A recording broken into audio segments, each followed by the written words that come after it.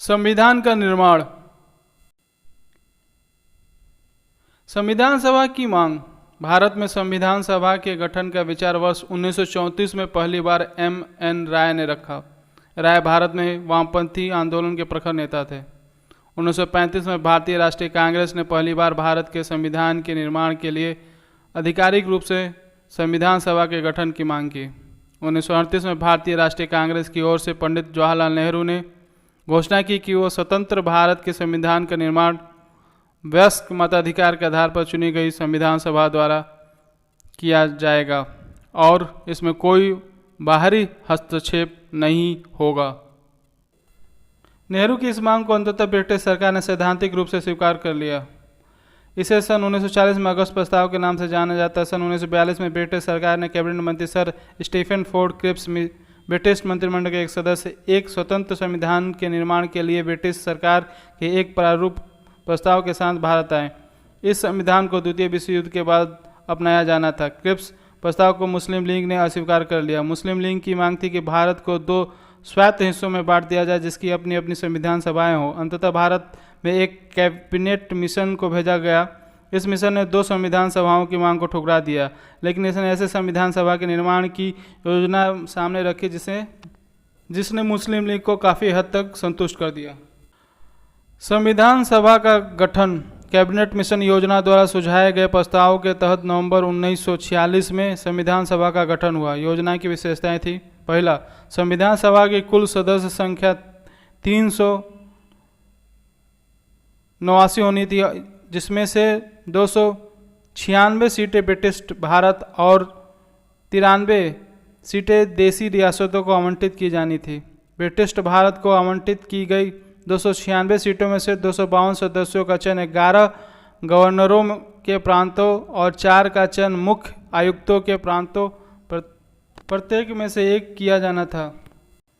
दूसरा, हर प्रांत और देसी रियासतों को उनकी जनसंख्या के अनुपात में सीटें आवंटित की जानी थी। मोटे तौर पर कहा जाए तो प्रत्येक 10 लाख लोगों पर 1 सीटें आवंटित की जानी थी। तीसरा, प्रत्येक ब्रिटिश प्रांत को आवंटित की गई सीटों का निर्धारण 3 प्रमुख समुदायों के बीच उनकी जनसंख्या के अनुपात में किया जाना था। ये 3 समुदाय मुस्लिम, सिख व सामान्य मुस्लिम और सिख को छोड़कर। देसी रियासतें इसमें शामिल नहीं हुई थी, सबको पता है ये बात। कृपया लाइक एंड सब्सक्राइब कर दें।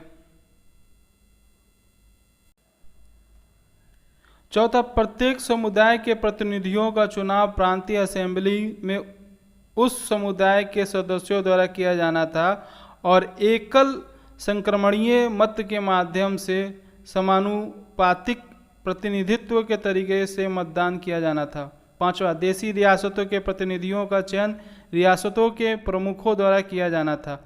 अतः यह स्पष्ट था कि संविधान सभा की आंशिक रूप से चुनी हुई और आंशिक रूप से नामांकित निकाय थी। इसके अलावा सदस्यों का चयन प्रत्यक्ष रूप से प्रांतीय व्यवस्थापिका के सदस्यों द्वारा किया जाना था, जिसका चुनाव एक सीमित मताधिकार के आधार पर किया गया था। संविधान सभा के लिए चुनाव जुलाई-अगस्त 1946 में हुआ।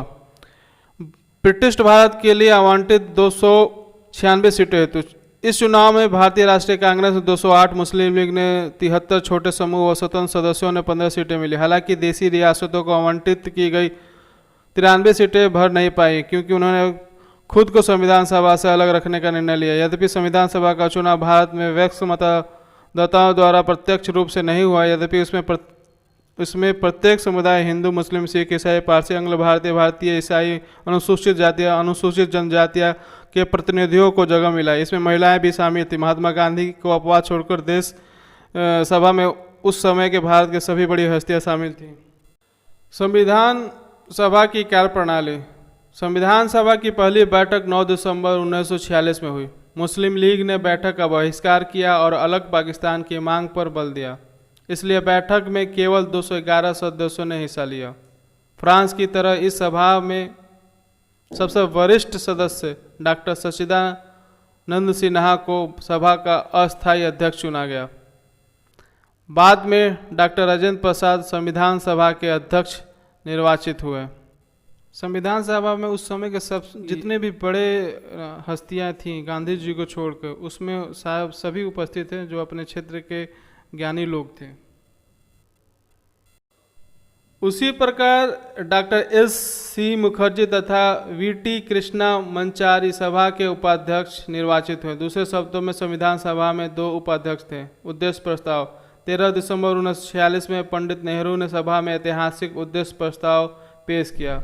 इसमें संवैधानिक संरचना के ढांचे एवं दर्शन की झलक थी। इसमें कहा गया, पहला, यह संविधान सभा भारत को एक स्वतंत्र संप्रभु गणराज्य घोषित करती है तथा अपने भविष्य के प्रशासन को चलाने के लिए एक संविधान के निर्माण की घोषणा करती है।